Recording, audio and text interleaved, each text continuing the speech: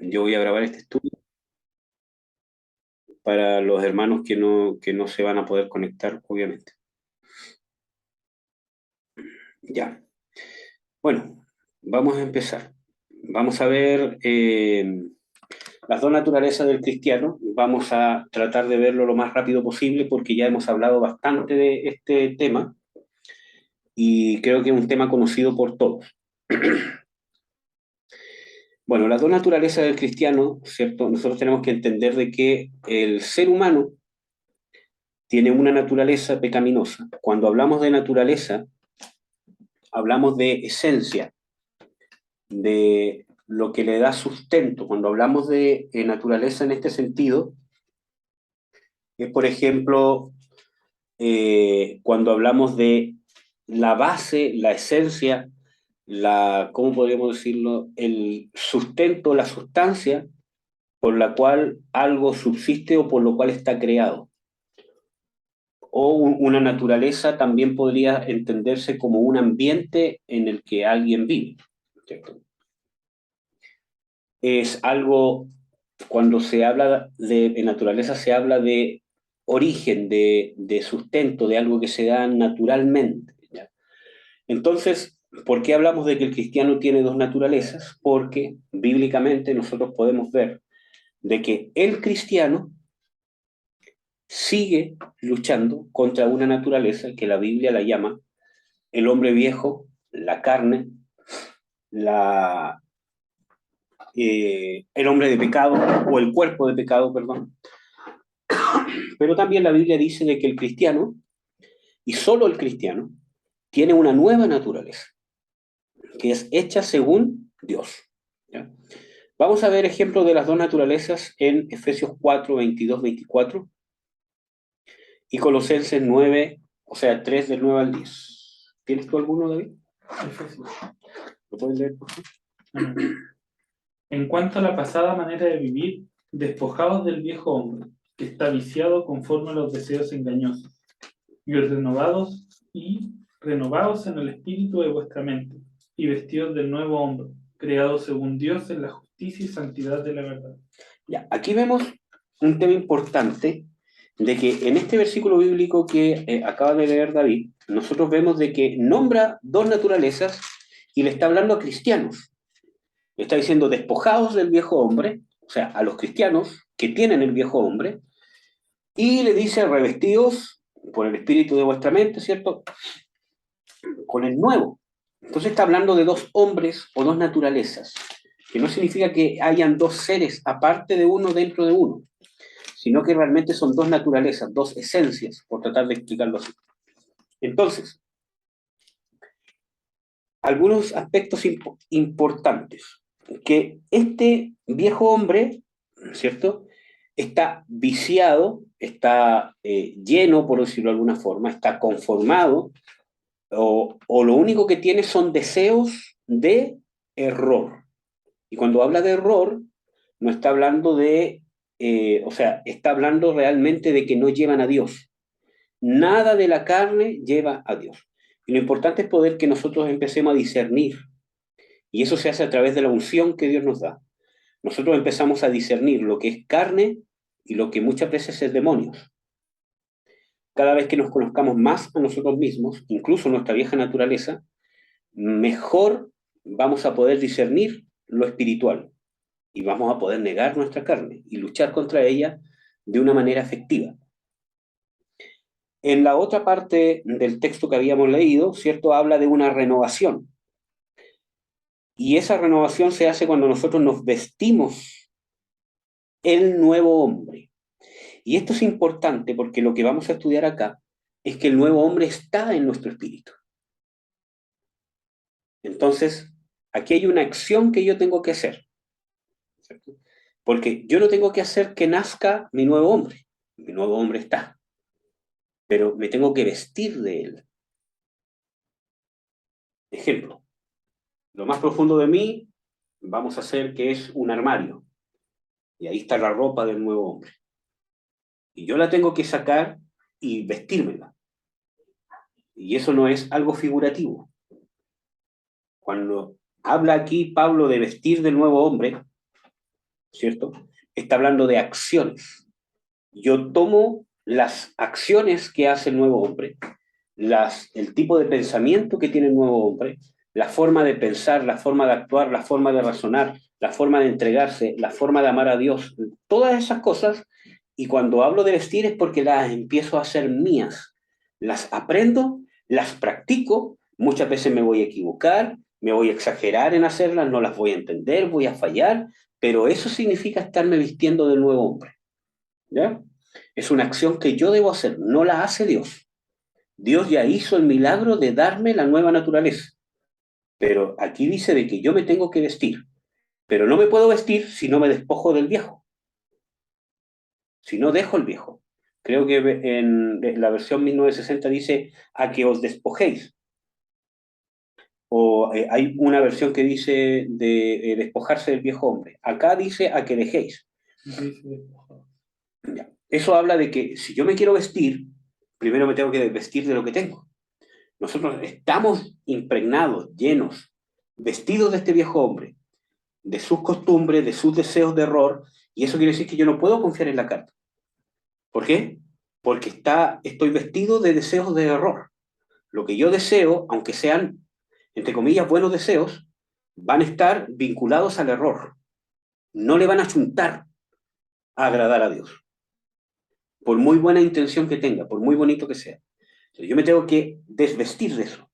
Y ese desvestimiento habla de que yo empiezo a tener conciencia, empiezo a rechazar esas actitudes, esa forma de pensar, esa forma de ser, esa forma de actuar, incluso muchas veces con entender las cosas de Dios, las empiezo a ponerlas como una confrontación.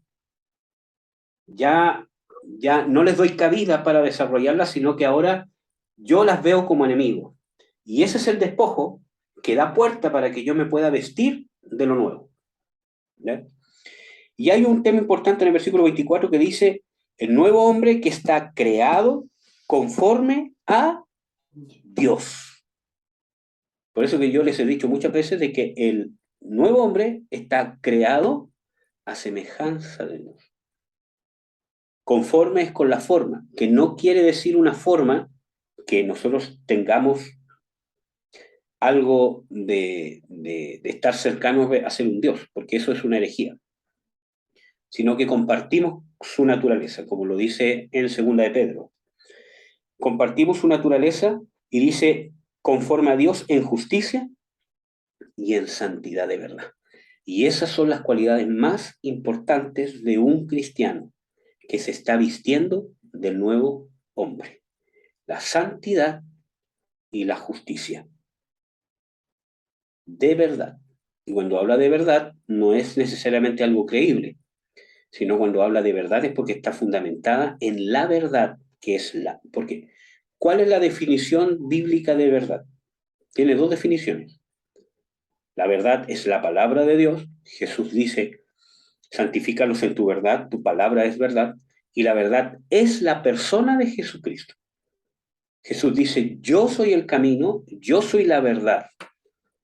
Entonces eso me habla de que está fundamentado en la palabra y en la persona de Jesús, en la personalidad de Jesús, en el carácter de Jesús, en los propósitos de Jesús, en la fe que tuvo Jesús.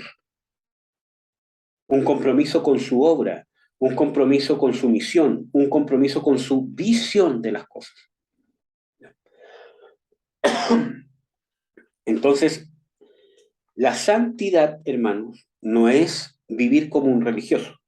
Ay, que yo no toco nada, que no como nada. La santidad tiene que ver con apartarme. La palabra, tanto en el griego como en el hebreo, para santidad o para santo, siempre refleja que es algo apartado. Yo lo saco del ambiente en que está o del uso común que se le da y lo aparto para un uso especial. Ya no lo voy a usar para eso, lo voy a usar para cosas especiales. Lo voy a apartar y lo voy a usar solo para eso. Ejemplo, yo tengo muchas tazas, por ejemplo, muchos vasos acá, ¿cierto?, en mi casa, pero no todos los vasos los uso diariamente. Hay unas copas que tengo, ¿cierto?, que las tengo apartadas, las tengo santificadas, porque solo las uso cuando llegan visitas, por ejemplo. Y cuando uno se sirve cierto tipo de ¿cómo se llama? Bebidas.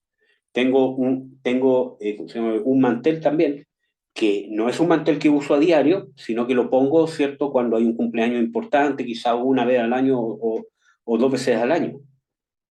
Entonces, ese servicio, esas copas, ese mantel, ¿cierto?, o lo que sea, está santificado, está apartado. Sirve para cualquier otra cosa. Puedo tomar agua en eso, puedo tomar jugo en las copas, puedo hacer lo que quiera, pero yo las santifiqué, las aparté para un propósito en particular, superior al de las otras cosas.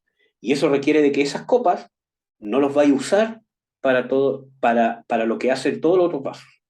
Lo mismo con nosotros, ante Dios. Cuando nosotros nos santificamos, nos apartamos. El mundo puede hacer muchas cosas que no necesariamente son pecados horrendos, tipos de fiestas, reuniones, un montón de cosas que quizás incluso hasta son sanas. Pero yo como cristiano me aparto, me santifico, porque voy a usar mis ojos, mi boca, mis oídos, mis pensamientos, mis recuerdos, mi vista, mis meditaciones, mis razonamientos, incluso hasta mi cuerpo físico, mis manos, ¿cierto? Todo lo demás, ya no lo voy a usar para cualquier cosa. Lo voy a usar para cosas que tengan un propósito divino. Mientras más santidad, mientras más consagración haya, más unción, más espíritu, más servicio a Dios se puede desarrollar. Sin santificación, yo no puedo crecer como siervo de Dios. Hay un precio que pagar que es apartarme. Pablo lo explica cuando dice, si en las cosas naturales el atleta se aparta, se abstiene, y eso tiene mucho que ver con la santificación, abstenerse. Se abstiene de las cosas que podría hacer como cualquier otro ser humano, que son normales, que están bien, recrearse, un montón de cosas. Él de todas esas cosas se abstiene por alcanzar una meta, por alcanzar un grado de excelencia en lo que está haciendo, que es algo natural, que es algo que no tiene mayor relevancia que quizás alcanzar un premio, ¿cierto? O tener una buena salud, que incluso en los de alta élite, en vez de ser saludable, muchas veces pasa a ser desfavorable, ¿cierto? Por el nivel de entrenamiento y de exigencia que le dan, ¿cierto?, a su cuerpo. Entonces, si lo hacen así por cosas temporales, ¿cierto?, y se abstienen de todas esas cosas en las cuales tienen derecho a participar, y que no es malo que participen, ¿cuánto más nosotros? Si nosotros queremos tener un grado de excelencia en nuestra vida con Dios, queremos ser usados por Dios, queremos que Dios nos dé revelación, queremos que Dios nos use, hay un sentimiento verdadero para servir a Dios, etcétera, etcétera, tiene que haber santidad, santificación, consagración. Consagrar toda mi vida, mis ojos, mi cuerpo, lo que hablo, lo que medito, lo que escucho, lo que razono, lo que pienso, lo tengo que empezar a consagrar. Y eso tiene mucha relación porque el nuevo hombre está creado conforme a Dios en justicia y en santidad de verdad. Por lo tanto, si yo realmente me estoy vistiendo del Espíritu, me va a llevar a santificarme y a conocer, reconocer y practicar la justicia de Dios o la justicia del reino. Pero la justicia de Dios, la justicia de verdad, no lo que muchas veces nosotros pensamos que es justicia de Dios y no lo corroboramos. Perdón, hermano. Ya. Leamos Colosenses 3, del 9 al 10, por favor, la visita. No mintáis los unos a los otros, habiéndoos despojados del viejo hombre con sus hechos, y revestidos del nuevo, el cual conforme a la imagen del que lo creó, se va renovando hasta el conocimiento pleno. Y ahí lo dice claramente. El nuevo hombre está hecho a la imagen del que lo creó, el cual se va renovando ¿hasta qué? Hasta el conocimiento Hasta el pleno. conocimiento pleno. Eso nos muestra otra característica de la nueva naturaleza que necesita aprender.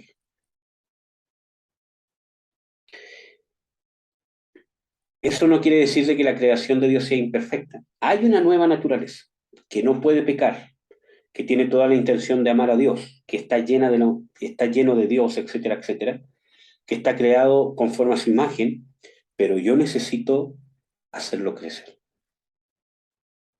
Y la palabra de Dios dice de que los creyentes, Pedro dice de que los creyentes recién convertidos son como niños. Y esa palabra de niños que usa ahí es una palabra que significa bebé lactante. Y ahí dice, como niños recién nacidos, desead la leche no adulterada. Pero en otros lados, el nuevo hombre es mencionado, o los hombres espirituales o las mujeres espirituales son nombradas con una palabra que significa hijo, que habla de una persona madura. Entonces uno puede ver que hay un crecimiento. La Biblia también habla de niños, pero no con esa palabra bebé, sino como un joven, ¿cierto? Un adolescente que necesita ser instruido. Entonces vemos que hay etapas del cristiano, ¿no?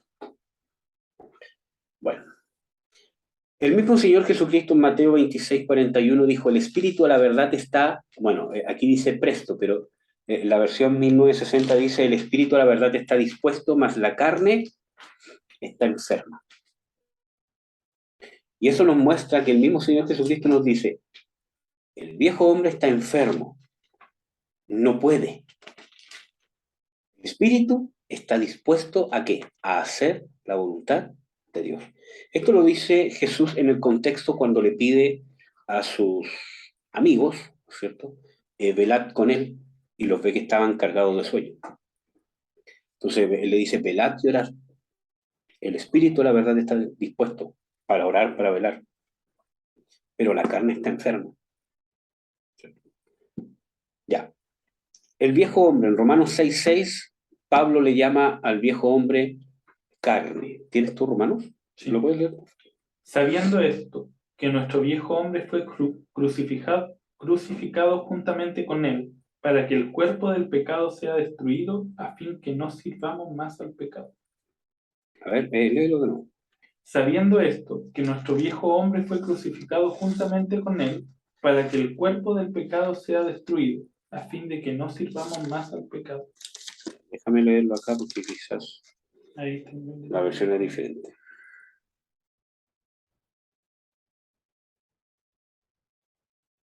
No, yo creo que aquí hay un error de cita bíblica. Es el 8:6. Romanos 8:6 dice, porque la intención de la carne es muerte, mas la intención del espíritu, vida y paz. Aquí el viejo hombre es nombrado como carne. ¿Ya? En el texto anterior que vimos también hay otro sinónimo, que se le nombra al viejo hombre, ¿cierto? Se le nombra cuerpo del pecado. ¿Ya? Para entender esto, nosotros tenemos que encontrar que en la Biblia, cuando encontremos la palabra carne, que es una de las frases que más vamos a usar para estudiar esto, no siempre va a estar hablando de la naturaleza pecaminosa. Puede estar hablando de la humanidad, como carne, como grupo de personas, como carne de humanidad de hombres y mujeres, ¿cierto?, en todo el mundo. Ejemplo, ahí ven algunos textos, ¿cierto?, que dice, y verá toda carne la salvación de Dios, por ejemplo. Ahí no está hablando de la naturaleza pecaminosa, sino que podríamos cambiarlo esto sin cambiar el contexto bíblico, decir, y toda persona verá la salvación de Dios. También hay otro que dice, y derramaré mi espíritu sobre toda carne. Eso en ninguna manera se está refiriendo a la naturaleza pecaminosa. Dios jamás va a derramar su espíritu sobre la carne. Y eso es bíblico. Sino que dice, derramaré mi espíritu sobre todas las personas. Después dice, y aquellos días no fueron acortados, ninguna carne sería salva. Tampoco está hablando de la naturaleza pecaminosa, sino del ser humano. Se puede estar refiriendo a materia. En este caso, cuerpo físico, carne, huesos, piel, venas, arterias, músculos y todas esas cosas. ¿Ya?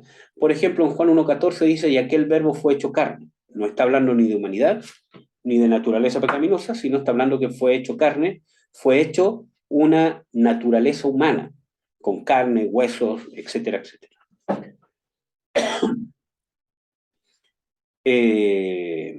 Y en Timoteo 3:16, refiriéndose al Señor Jesucristo, dice, Dios ha sido manifestado en carne. Está hablando, ha sido manifestado en un cuerpo físico. ¿Ya? Y obviamente también la carne se refiere a naturaleza pecaminosa. Por ejemplo, los textos, que es importante que se los aprendan. Gálatas 5:19, por ejemplo. Manifiestas son las obras de la carne. Y este texto sí es bueno que lo estudien. Es necesario que ustedes estudien Gálatas 5, ¿cierto? Especialmente donde habla de la carne y el espíritu. Que ustedes sepan cuáles son los frutos del espíritu. Ustedes, ¿cómo se llama? Se lo deberían saber de memoria. Y es una tarea que les voy a dar, aprenderse los frutos del espíritu de memoria. Son 9. Y por lo menos saber cuáles son las obras de la carne también, para que nos conozcamos. Romanos 7:18, yo sé que en mí, es a saber, en mi carne, no mora el bien. Ahí no está hablando del cuerpo físico, está hablando de naturaleza pecaminosa. Desde la psicología, la carne, aunque nunca se ha usado en la psicología el tema de carne, pero si quisiéramos hacer una analogía, nosotros podríamos entender de que la carne es el ego, el yo. ¿Por qué es contraproducente la psicología? Y esto lo digo con todas sus letras. ¿Por qué es contraproducente la psicología para el cristianismo o para los problemas de fondo del cristianismo? Porque la psicología se basa en alimentar, empoderar, hacer crecer el yo. Y eso es la carne.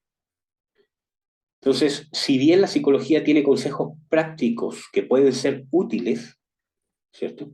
Pero no ataca la raíz. Si tú quieres realmente tener una solución de raíz, no necesitas la psicología. La psicología te va a ayudar. Hay psicología cristiana, no es bíblica. Hay psicólogos que son cristianos y creo que hacen una buena obra, un servicio, pero pienso que más que para cristianos, debería ser una forma de llegar a los mundanos y darle una esperanza. Pero no arregla los problemas de raíz, porque la carne se debe negar. Yo he visto, incluso en el trabajo hay un psicólogo que está encargado de vernos, ¿cierto? Y va cada cierto tiempo a conversar con nosotros cómo estamos, especialmente en los tiempos que hemos vivido conflictos bastante importantes como jefes, ¿cierto? Y claro, hay consejos que son prácticos, pero que te llevan a potenciar el yo.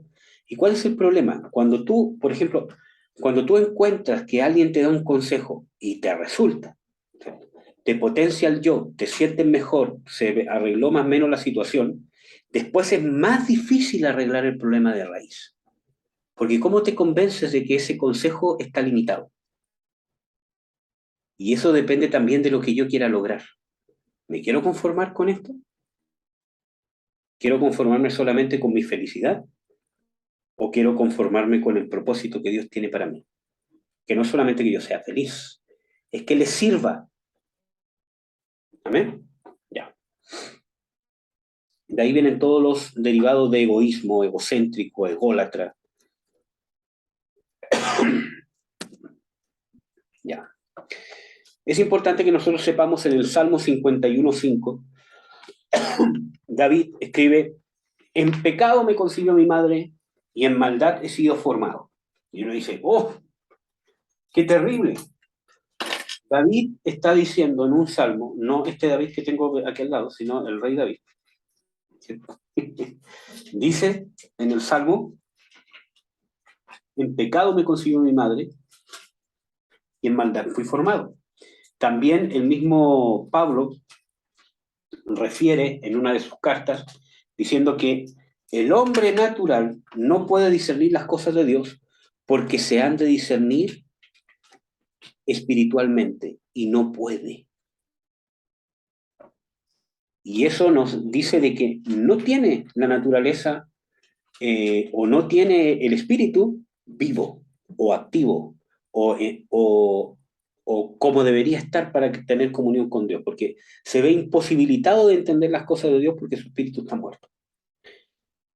Y el salmista, en este caso el rey David, nos dice, de que en maldad me concibió mi madre y en pecado fui formado, o al revés.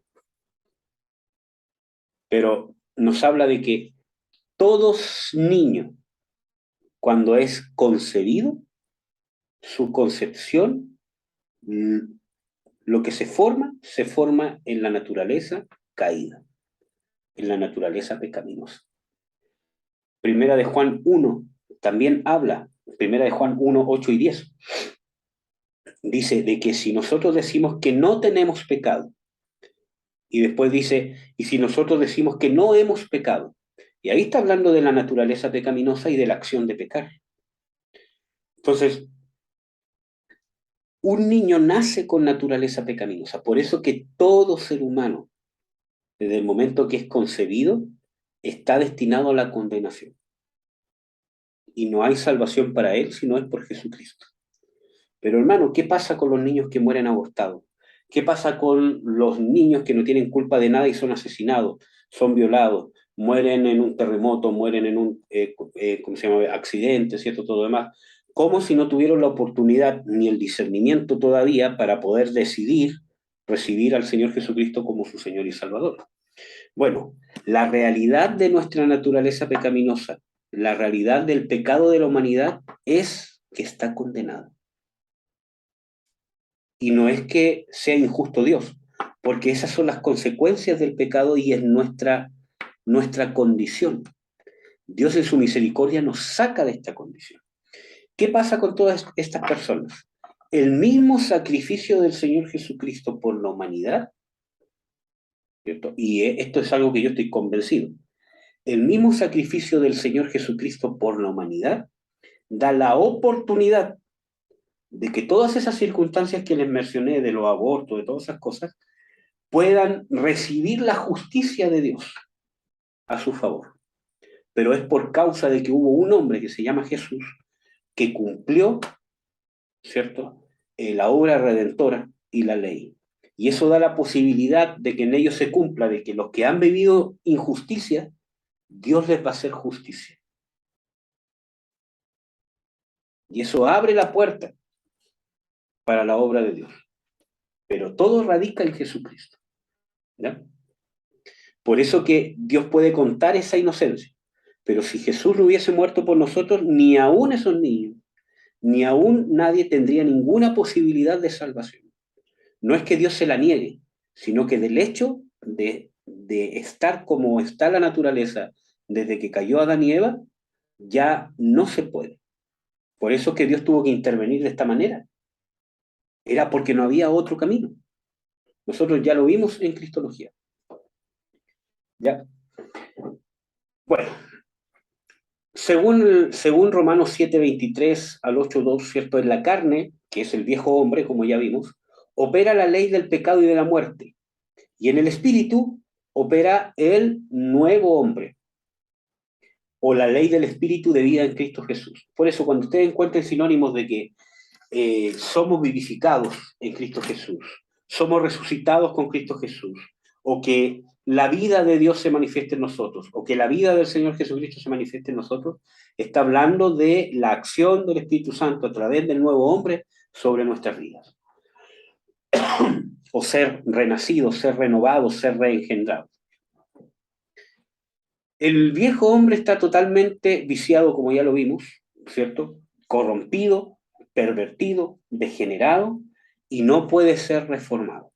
En el Antiguo Testamento, incluso Dios nombra esto, dice, el corazón, ¿quién lo conocerá? Y también dice de que está, ¿cómo podríamos decirlo?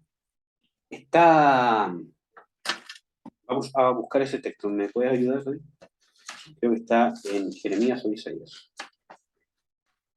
Dice el corazón, ¿quién lo conocerá?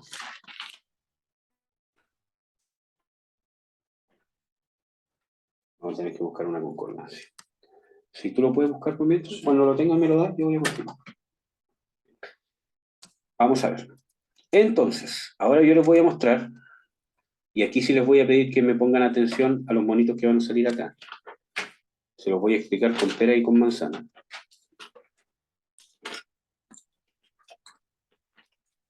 Déjenme esconder estas cosas que me... Romanos 8, 1, 13 habla de la carne y el espíritu, que el espíritu se opone a la carne. Ustedes después, yo les voy a dar como tarea que lean estos versículos, ¿no? Y que no se queden solamente con esto que estamos viendo, porque es importante esta doctrina. Vamos a ver. Entonces, ¿lo encontraste? Sí. ¿Lo puedes leer? Jeremías 17:9. Engañoso es el corazón más que todas las cosas, y perverso. ¿Quién lo conocerá? Ya, ahí Dios está hablando de la carne. Engañoso es el corazón, más que qué, todas las cosas. O sea, eso nos habla harto porque nos dice, ¿quién es el peor engañador que nosotros tenemos en nuestra contra? ¿Satanás? No. Ahí mismo dice, engañoso es el corazón más que todas las cosas. El mismo corazón. ¿Quién lo conocerá? Y ese quien lo conocerá está hablando de que no tiene redención, de que no tenemos la capacidad de confrontarlo o de darnos cuenta que estamos siendo engañados por nuestro propio corazón. Y eso se condice con lo que dice en el Salmo 19, que dice, ¿quién conocerá sus propios errores? Líbrame de los que me son ocultos. Entonces, tiene respaldo bíblico decir, ¿cierto?, de que nosotros no nos podemos dar cuenta por sí solos que estamos siendo engañados por nuestro propio corazón. Porque cuando estamos en la carne creemos que estamos haciendo nuestra propia voluntad y no estamos haciendo nuestra propia voluntad. Estamos haciendo la voluntad del pecado y finalmente la voluntad de Satanás. Entonces, engañoso es el corazón más que todas las cosas. ¿Quién lo conocerá? ¿Amén? Ya. Vamos a ver los tipos de... Ahí me había dado el versículo bíblico, no sé si Marcela o mi mamá, Jeremías 17:9. Muchas gracias. Aquí vamos a ver los tipos de hombre que hay. David, sí te voy a pedir aquí que me ayudes con los versículos bíblicos porque los tenemos que ir viendo rápido. Primera de Tesalonicenses 5:23.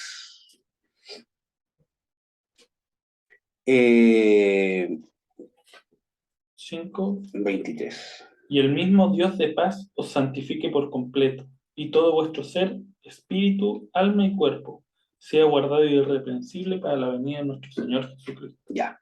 Como ustedes pueden ver aquí, el versículo bíblico dice espíritu, alma y cuerpo. Dice todo vuestro ser, espíritu, alma y cuerpo. Por lo tanto, eso nos muestra de que el hombre tiene tres componentes, espíritu, alma y cuerpo. Hebreos 4:14, o sea, 4:12 dice la palabra de Dios, ¿cierto? Es viva y eficaz, y más cortante que toda espada de dos filos, la cual penetra hasta partir el espíritu y el alma, las coyunturas y los tuétanos, y discierne los pensamientos y las intenciones del corazón. Y eso nos muestra de que el ser humano tiene espíritu y alma, porque la palabra de Dios lo divide, y coyunturas y tuétanos, que está hablando del cuerpo. ¿Cierto? Es el versículo, ¿verdad? Hebreos 4:12. Ah, no, tranquilo, déjalo ahí, ¿no? Déjalo ahí. Entonces, nos muestra de que el hombre tiene tres partes. ¿Ya? Vamos a analizar, como ven acá, primero el hombre natural. ¿Tiene cuerpo? Sí. ¿Tiene alma? Sí. ¿Tiene espíritu? Sí, pero está muerto para con Dios. Acuérdense que los versículos bíblicos donde nosotros encontramos que estamos muertos en delitos y en pecados, está hablando de una palabra griega que significa separación con Dios. No hay conexión, el hombre no se puede conectar con Dios estando muertos en delitos y en pecados. No puede haber conexión, no puede haber revelación, ¿ya? Porque está muerto. Entonces, este hombre natural, ahora sí te voy a pedir 1 Corintios 2:14.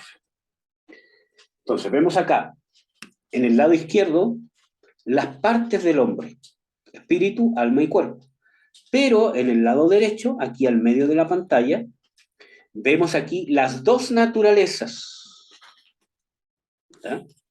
Y esta palabra carne que ven acá no tiene nada que ver con el cuerpo, sino que tiene que ver con la naturaleza.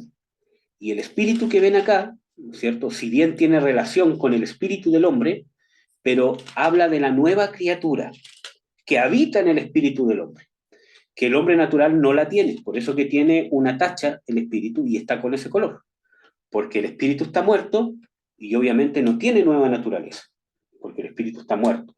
Mientras estemos muertos en delito y en pecado, estamos muertos. Espérate, yo, ¿cómo se llama? MC, ese versículo bíblico, pero igual léelo, por favor. Pero el hombre natural no percibe las cosas que son del Espíritu de Dios, porque para él son locura y no las puede entender, porque se han de discernir espiritualmente. Y el versículo que les citaba antes, ¿cierto? El hombre natural, que es este hombre que estamos hablando, que es el mundano, el que no se ha convertido, no puede entender las cosas de Dios porque se han de discernir espiritualmente. Y eso es importante, bueno, lo voy a explicar después, pero... Entonces, este hombre natural, su espíritu está muerto en delito y en pecado, y lo que gobierna es la vieja naturaleza.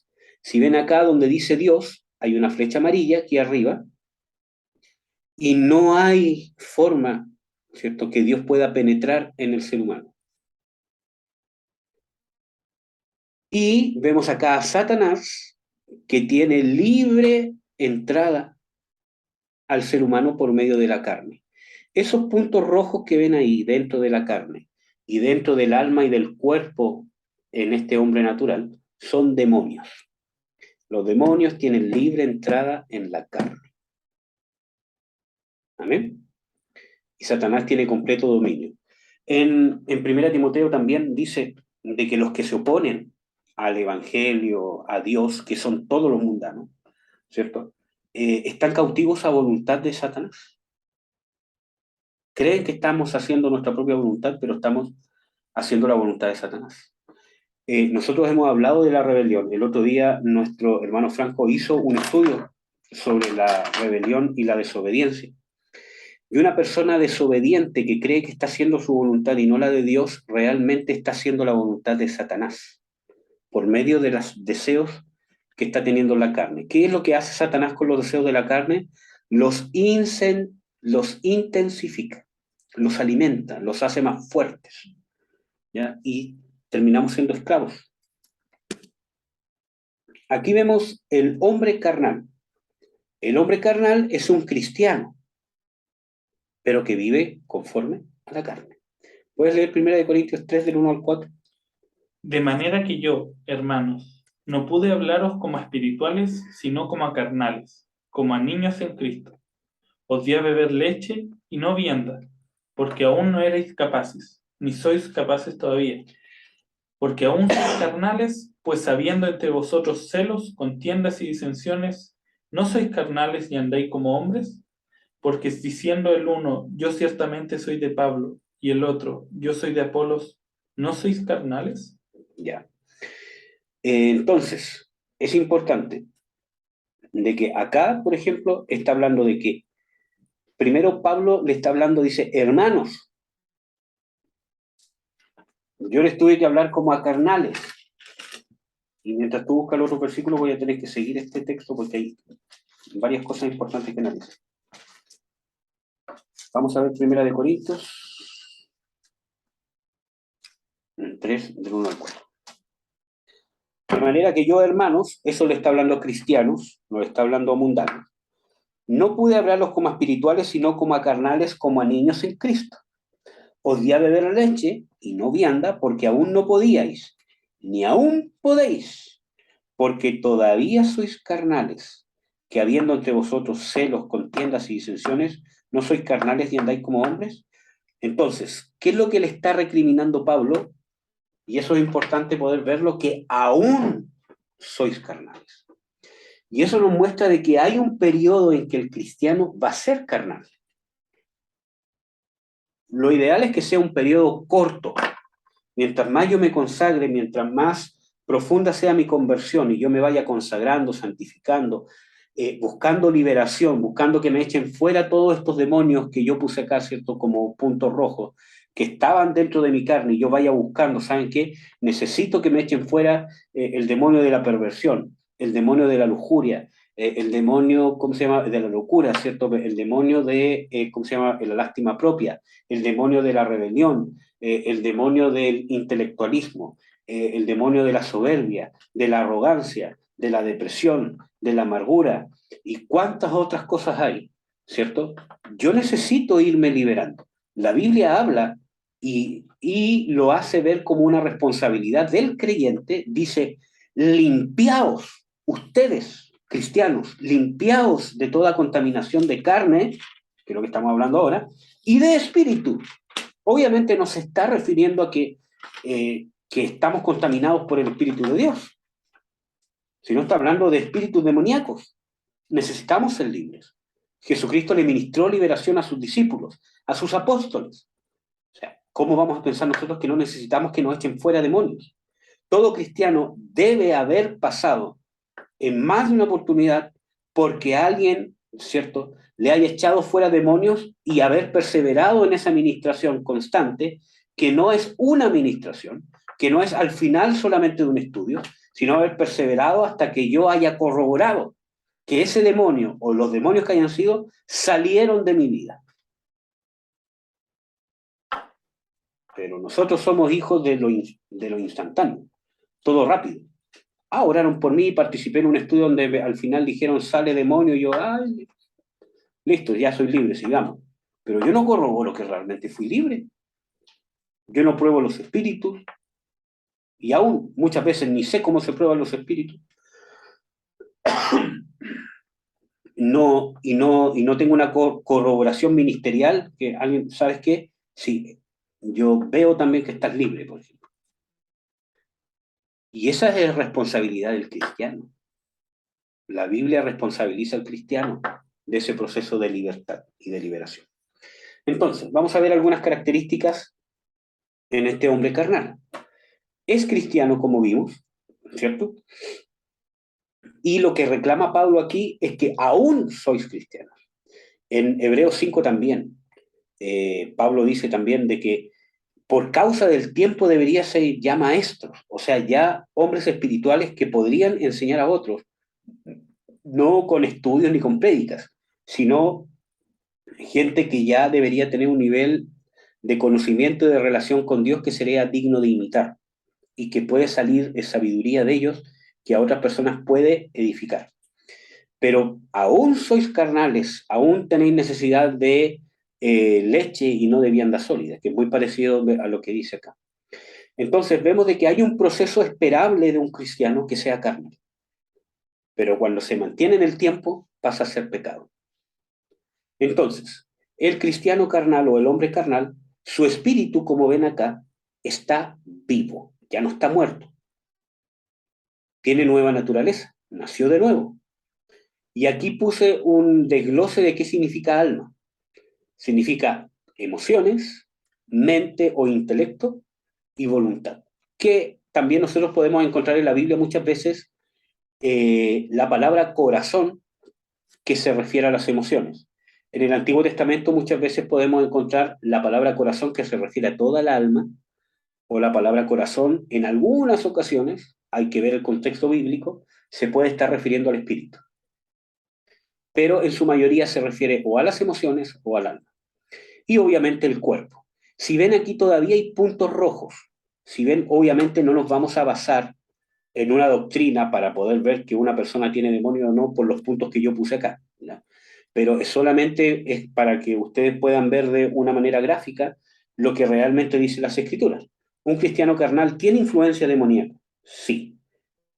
La carne es un aliado de Satanás. En ninguna parte dice de que el cristiano cuando nace de nuevo, en ninguna parte de la Biblia dice de que su carne o su naturaleza pecaminosa deja de tener influencia Satanás sobre ella. Por eso que la Biblia nos exhorta a negarla, porque Satanás tiene acceso a la carne.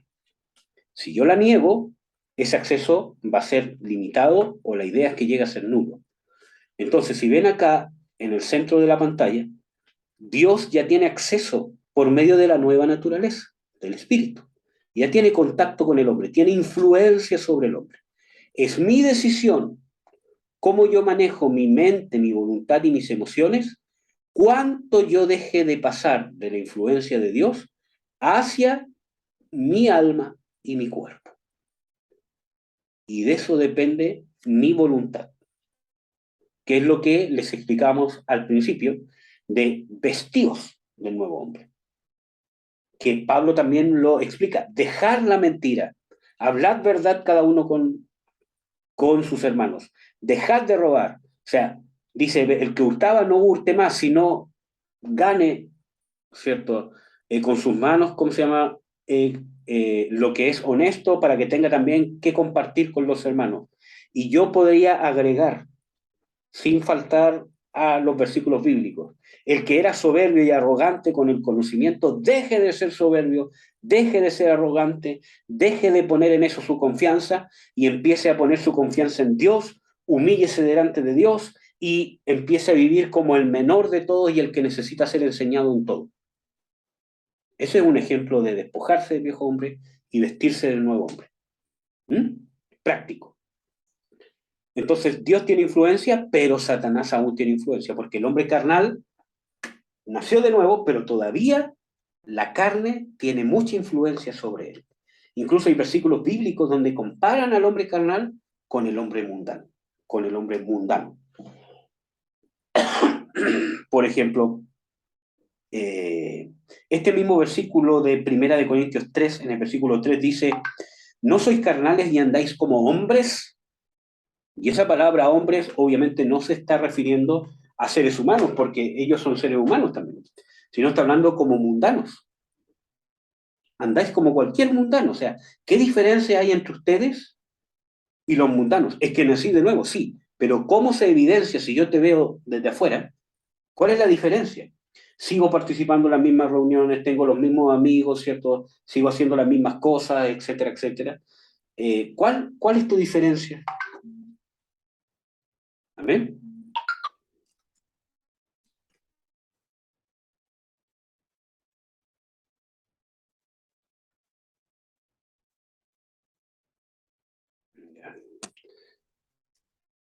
Ya, vamos a ver algunos versículos bíblicos. ¿Cuáles tienes tú, David?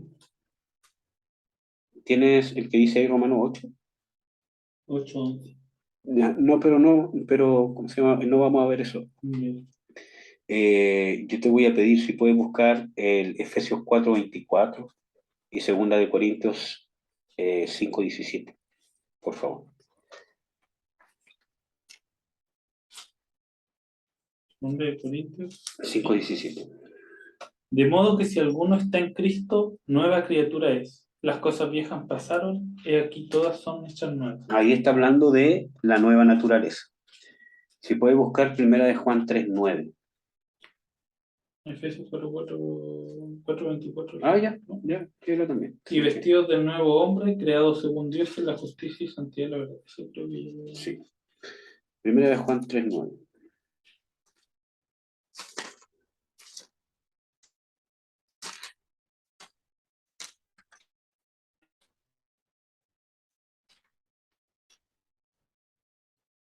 Amén. Todo aquel que es nacido de Dios no practica el pecado, porque la simiente de Dios permanece en él. Y no puede pecar porque es nacido de Dios. Ya. Y esto ya lo hemos explicado. Puedes buscar el otro, el 5:18, mientras tanto. Y esto ya lo hemos explicado, pero aquí en Primera de Juan 3:9 dice de que el hombre nacido de Dios no puede pecar porque la simiente de Dios está en él. Nosotros vemos de que la simiente de Dios, según las mismas escrituras, como lo explica Pablo, Pablo explica un versículo del Antiguo Testamento donde Dios le hace una promesa a Abraham, dice, y en tu simiente serán benditas todas las naciones. Y Pablo explica de que dice en tu simiente, no en tus simientes, refiriéndose a toda su genealogía, sino en tu simiente, que de su descendencia iba a venir una simiente que es Jesús, en el cual iban a ser benditas todas las naciones. Entonces, aquí encontramos más respaldo bíblico para decir de que el que es nacido de Dios no peca porque la simiente de Dios está en él. Y la simiente es Jesucristo.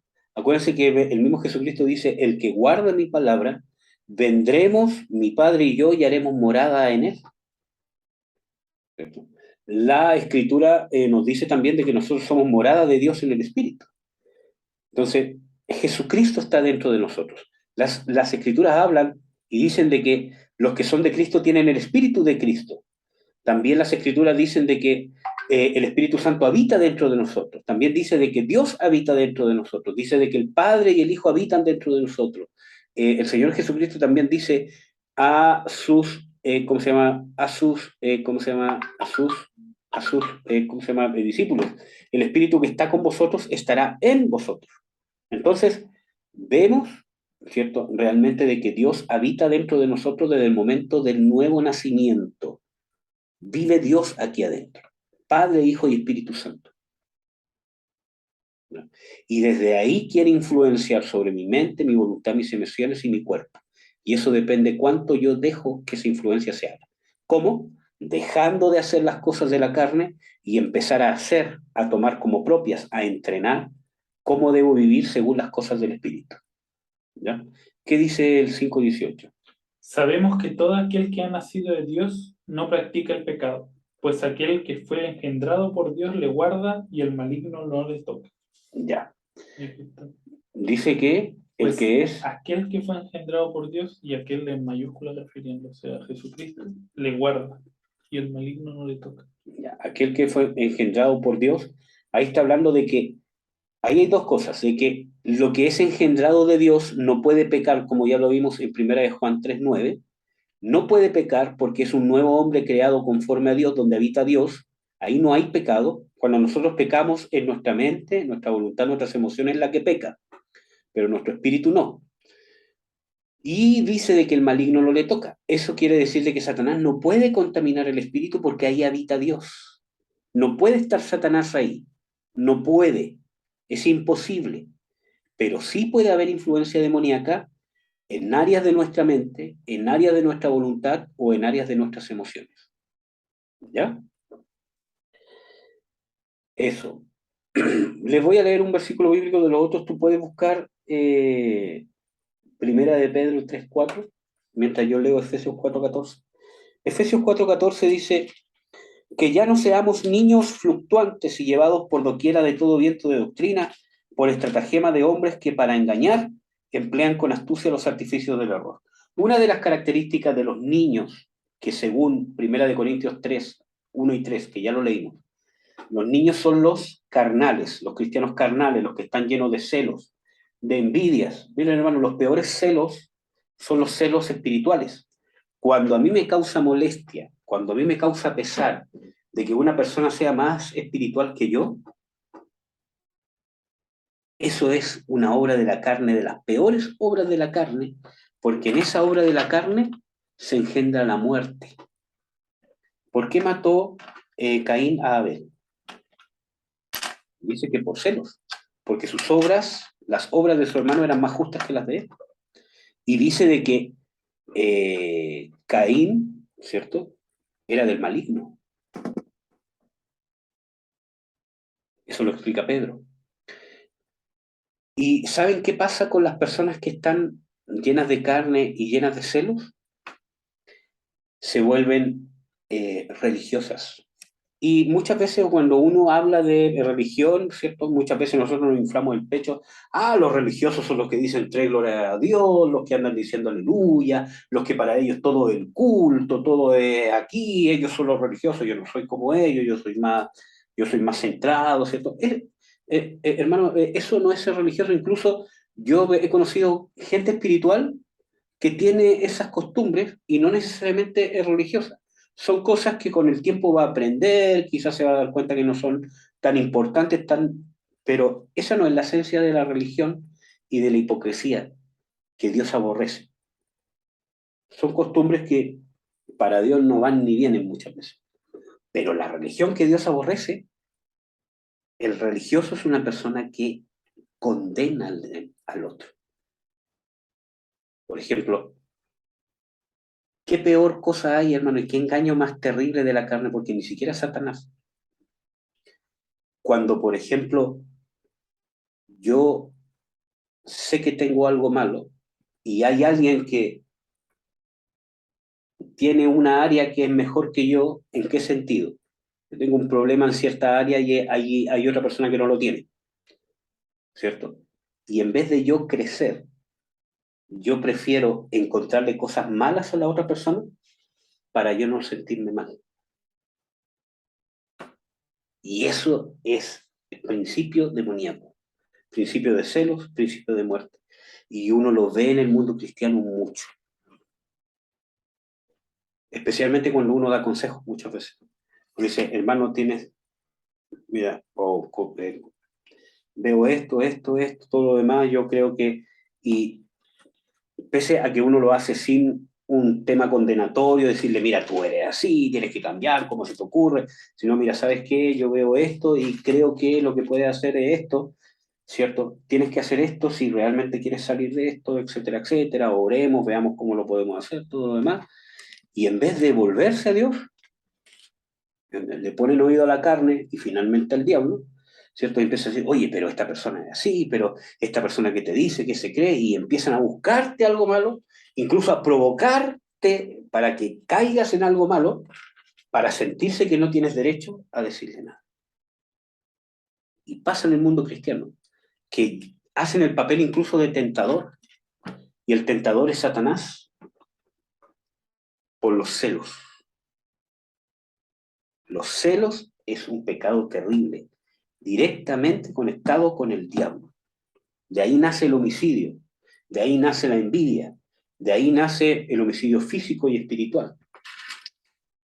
Los celos, que no es necesariamente tener celos porque una persona está con otra mujer o con otro hombre. Celos espirituales.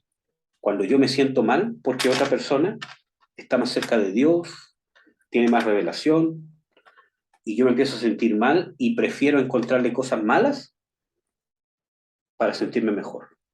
Eso, hermanos, aborrézcanlo, huyan de eso. Si lo llegan a tener, que todos tenemos esa naturaleza carnal, pero si está a flor de piel, necesitas huir de eso porque eso no te va a dejar crecer, te va a estancar. Y eso es ser religioso. Eso es lo que Jesús más castiga o más reprende a los fariseos. Hipócritas, dejáis fuera. O sea, ustedes no entran al reino de Dios y no dejan entrar a nadie.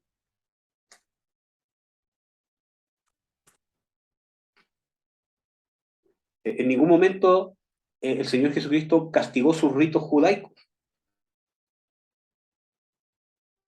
castigó eso, la hipocresía.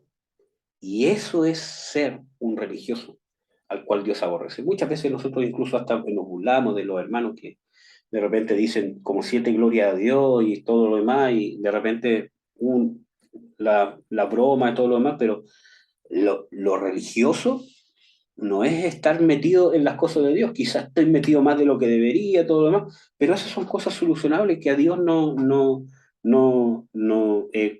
se llama? No le espantan. Parte de una costumbre, de cómo le enseñaron el Evangelio, pero estas cosas, celos, envidia, contienda, como sale acá en la Biblia, ¿cierto? En primera de Corintios 3, del 1 al 4, ¿cierto? Que son nombradas ahí con su nombre, esas son las cosas que nos hacen ser carnales. ¿Ven? Ya, perdón por haberme extendido un poco en esto, pero... ¿qué versículo tienes? Primera de Pedro 3:4. Ya lo puedes leer, por favor. Sino el interno, el del corazón, en el incorruptible ornato de un espíritu afable y apacible, que es de gran estima delante de Dios. Ahí es cuando está hablando de corazón. Ahí tenemos un ejemplo de corazón. Está hablando del espíritu. En el incorruptible ornato del corazón. Aquí, obviamente, en el contexto, Pedro está hablando de cómo se deben ataviar las mujeres, que les está diciendo no que está malo arreglarse, ¿cierto? No que está malo usar, ¿cómo se llama? El maquillaje, aros, peinados, peinarse bien, hacerse un corte lindo, usar ropa bonita, ¿cierto? Pedro no está en contra de eso, sino está en contra de que cuando hay un vacío, ¿cómo se llama? Especialmente interno, yo trato de adornar lo de afuera. Muestro parte del cuerpo, muestro mi trasero, muestro aquí, muestro allá. ¿Por qué? Porque tengo un vacío y necesito admiración, aunque sea por lujuria, pero necesito admiración.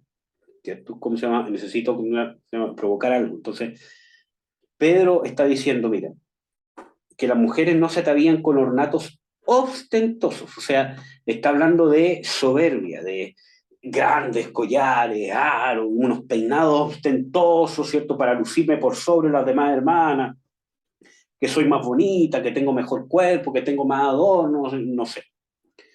Sino adornados con el ornato del corazón, de un espíritu incorruptible, afable y apacible.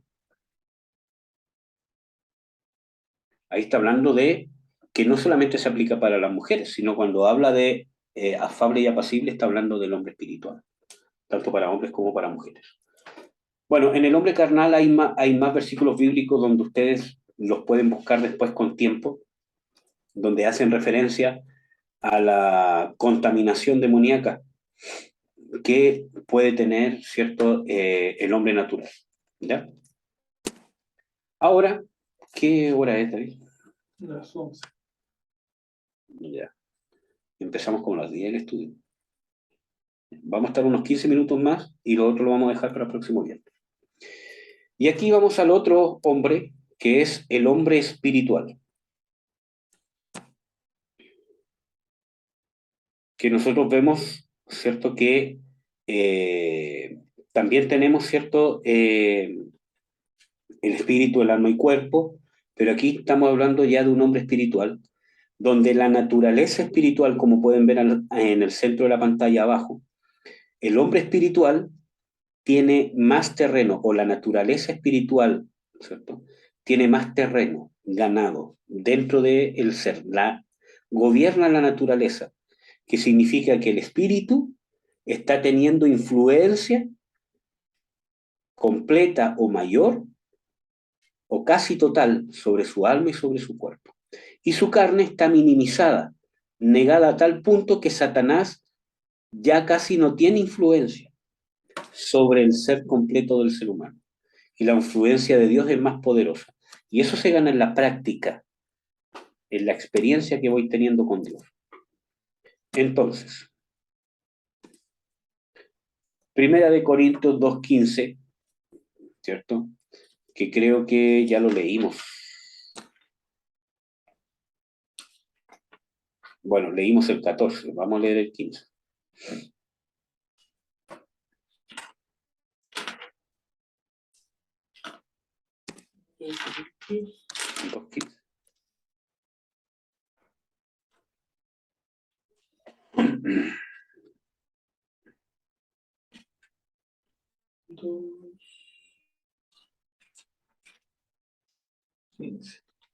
En cambio, el Espíritu juzga todas las cosas, pero él no es juzgado por nadie.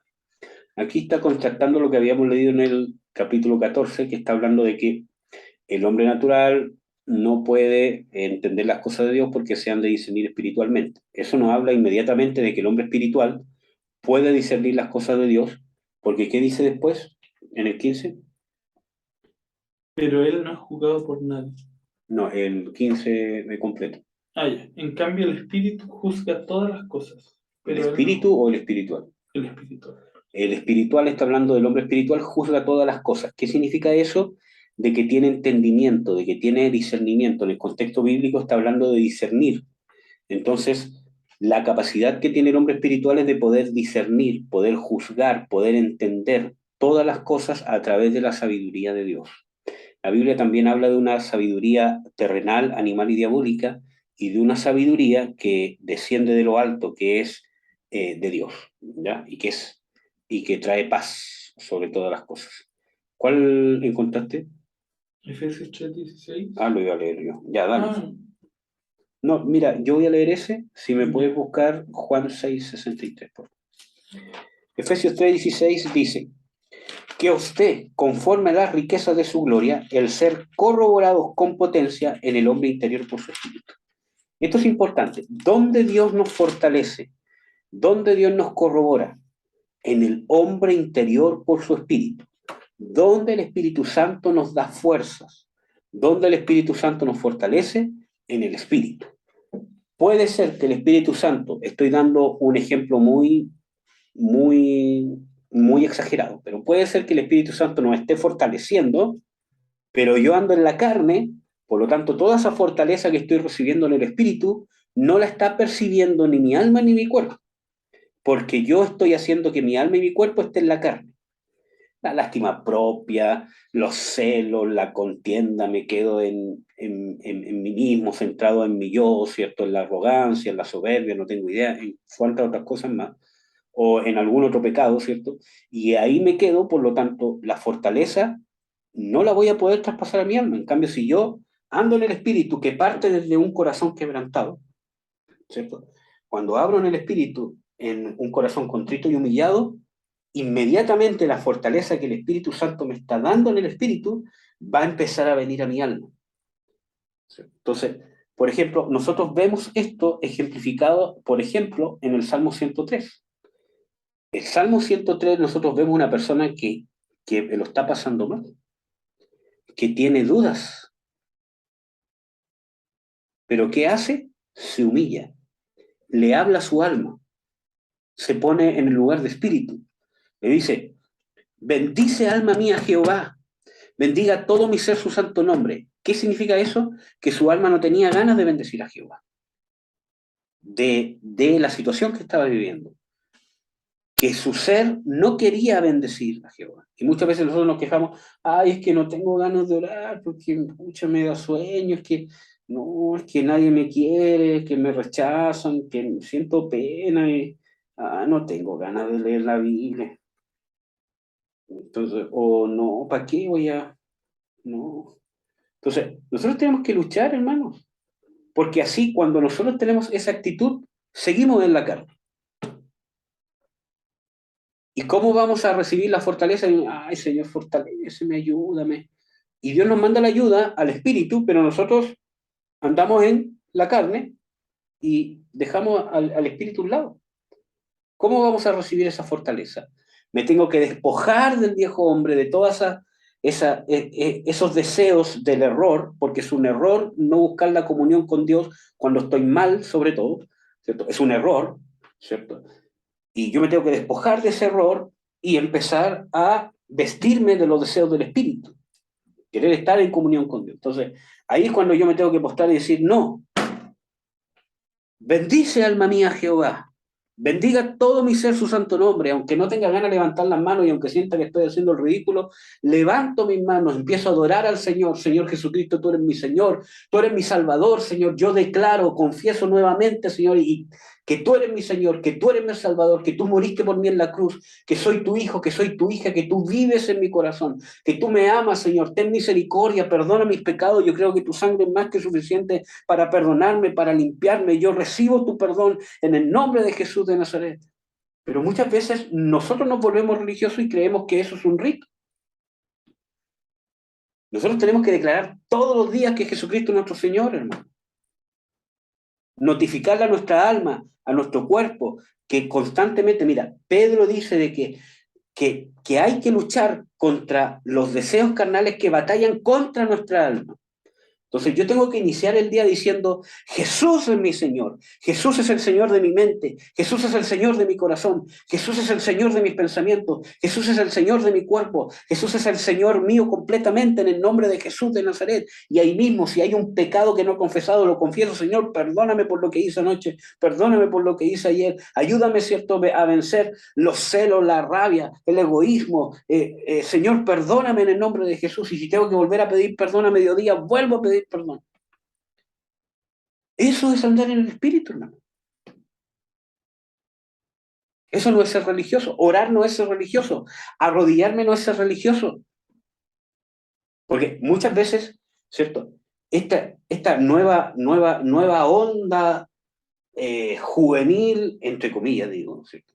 O progre, ¿cierto? Que se ha infiltrado en la iglesia. Orar de rodillas es de religioso.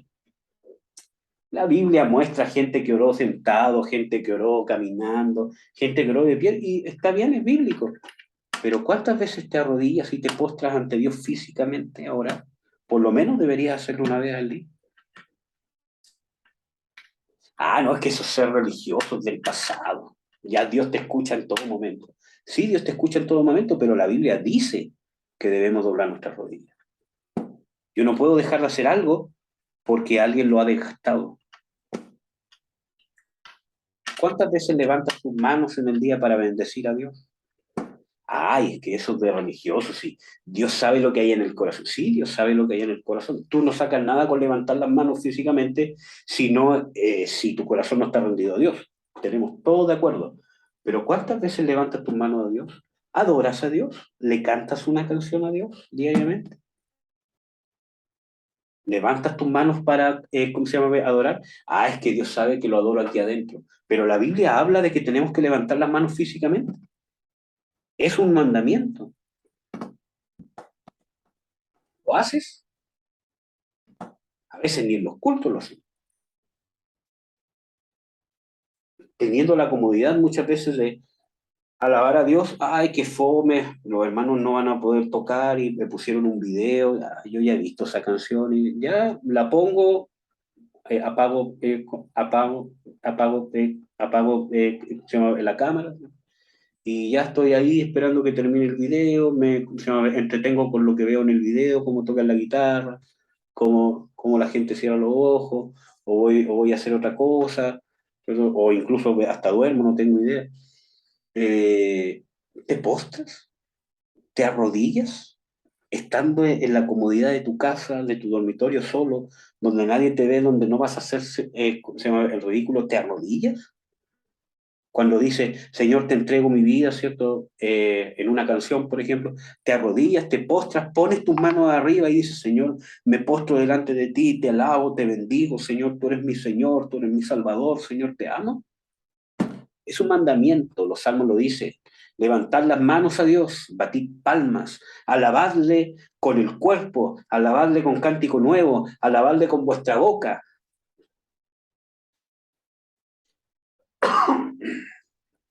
Entonces, por eso que esta corriente que dice que todo es religión, ¿cierto? Y que la cuestión y que los antiguos son religiosos y que ya es otra era y todo lo demás, muchas veces cae en un extremo peligroso que nos lleva a lo mismo, a otro disfraz de religión. Ustedes tienen que postrarse, hermanos, tienen que arrodillarse delante de Dios y especialmente si están en su casa solos, donde solamente Dios los ve. Humíllense, doblen sus rodillas físicamente, alaben a Dios, levanten sus manos. Es sumamente importante, relevante en el mundo espiritual. No es ser loco, no es ser religioso, no es ser fanático. Es amar a tu Dios, reconocer su deidad.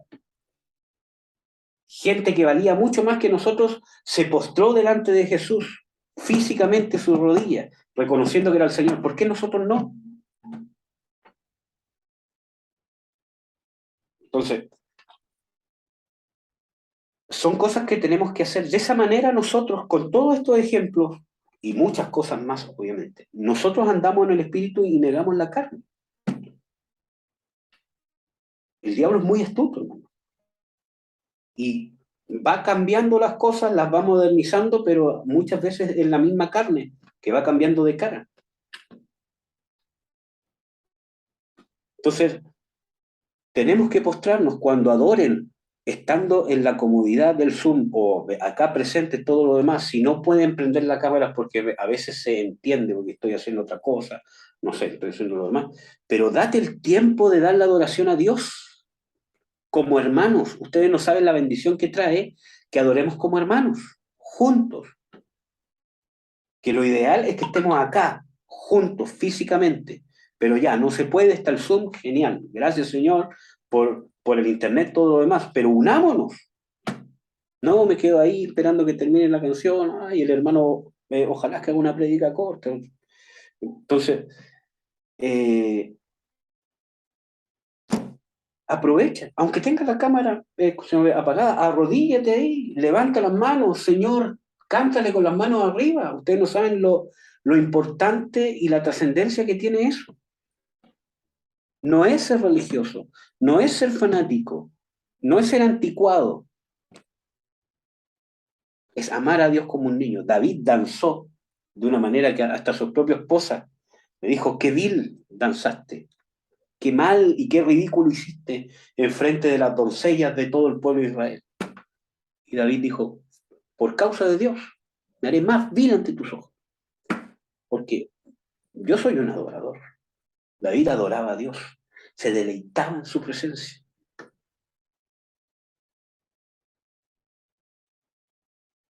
Y lo transmitía al pueblo, porque el pueblo vio que el rey estaba alegre delante de su Dios y el pueblo se alegró delante de Dios también, danzando, y empezaron a salir con los panderos, con las arpas, y todos danzaban y no había una coreografía, ya vamos, todo un pie para allá, el pie para allá.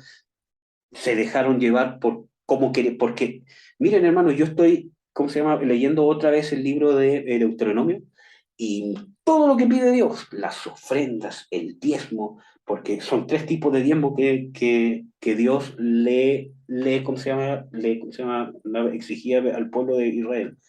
Todo, en todas esas cosas, Dios dice, alégrate, alégrate, gózate, para que te alegres, para que te deleites, para que cuando comas te alegres, para que celebres delante de Dios, para que te alegres delante de Dios, para que hagas un banquete y estés contento delante de Dios. Muchas veces, ¿no? Aleluya, alegrémonos. La palabra dice de que el reino de Dios es justicia, gozo y paz en el Espíritu Santo. Andar en el Espíritu o ser un hombre espiritual me va a traer un gozo, que no quiere decir que nunca voy a sentir pena o tristeza, como ya lo hemos hablado antes. Pero tengo que hacerlo, hermano. Ustedes no saben la relevancia que tiene levantar las manos a Dios. Es una señal de humillación. Muchas veces yo tengo que caracterizar físicamente lo que está pasando dentro de mí, porque muchas veces eso me ayuda a liberarme de las trabas internas que ni siquiera sé que tengo, para poder alabar a Dios como se debe. Y Dios demanda que se haga. La Biblia habla de levantar las manos físicamente.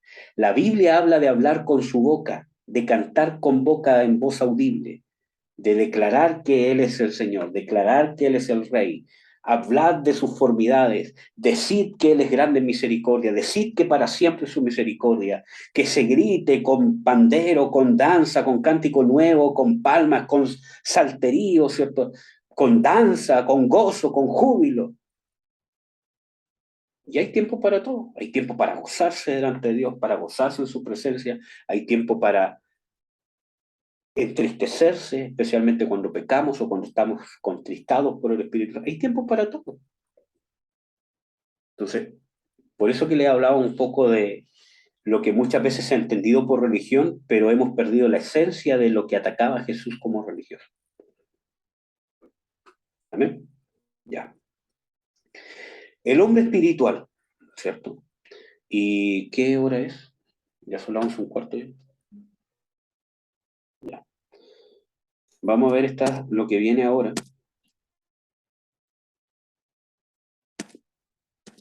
que es lo que quiero explicar, y lo otro lo vamos a continuar la próxima semana. Lo que quiero que vean acá es esto que va a aparecer ahora. ¿Cómo paso de ser un hombre natural a ser un hombre carnal? Y es lo que sale acá. Lo que apareció, esto que está intermitente, eso es. ¿Cómo paso de ser un hombre natural a ser un hombre carnal? A través del nuevo nacimiento. David, te voy a pedir que busques 2 de Pedro 1:4, por favor. En Colosenses 2:13, que debe ser un texto que ya deben de tener aprendido, porque lo he repetido muchas veces, y me van a perdonar de que lo repita tanto. Pero en Colosenses 2:13 dice, y estando muertos en delitos y en pecados y en la incircuncisión de vuestra carne, os dio vida juntamente con Cristo, perdonándoos todos los pecados. Cuando Dios nos da vida juntamente con Cristo, ahí está hablando directamente del nuevo nacimiento. Que Dios nos dé vida juntamente con Cristo es que nuestro espíritu pasa de estar muerto a estar vivo. ¿Cuándo? Cuando recibimos el perdón de nuestros pecados. Eso habla de que indudablemente tiene que haber arrepentimiento y conversión, reconocimiento de pecado, conciencia de que soy pecador, de que necesito de Dios y una fe puesta en que Dios me perdona por el sacrificio de Jesucristo. Vamos a leer 2 de Pedro 1:4. Por medio de las cuales nos ha dado preciosas y grandísimas promesas, para que por ellas lleguéis a ser participantes de la naturaleza divina, habiendo huido de la corrupción que hay en el mundo a causa de la concupiscencia. Habiendo huido de la corrupción que está en el mundo por causa de la concupiscencia, primero tiene que pasar eso para que Dios nos comparta su naturaleza divina. Dice, Dios, por las promesas que nos ha hecho por la palabra, nos ha compartido su naturaleza divina, ¿cierto? Habiendo primero huido de la corrupción de este mundo. ¿Ya?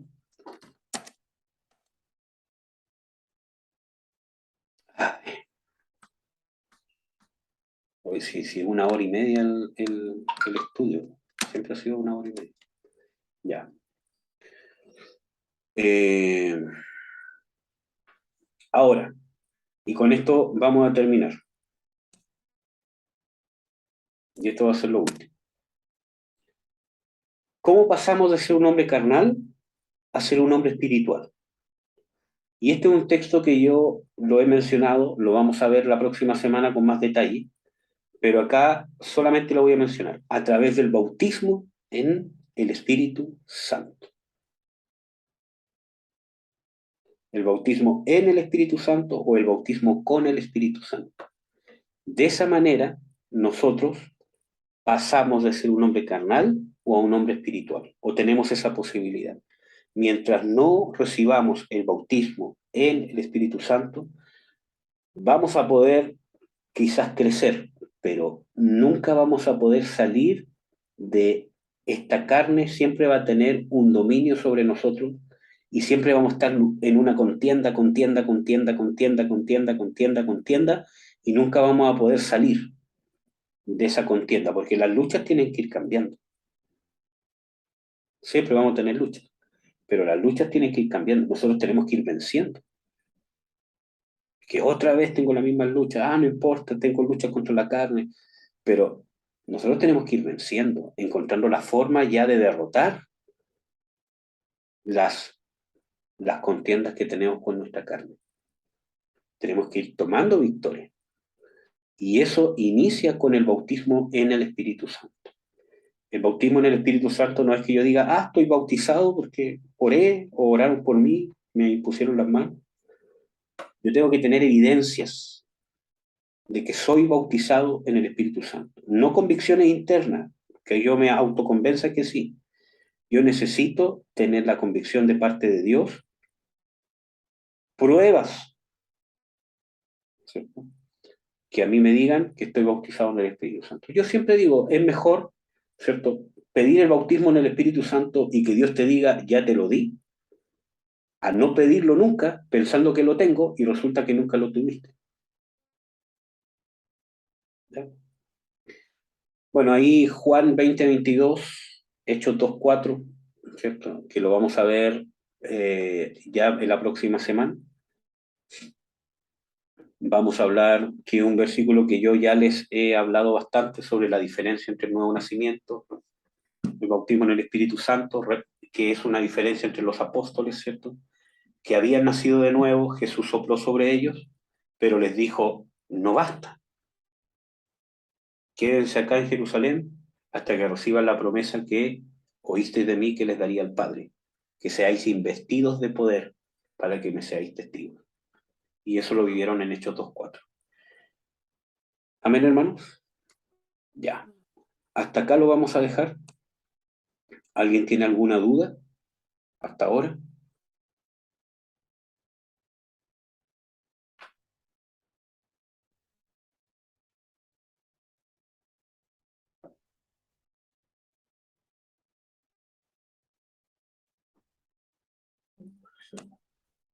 Ya.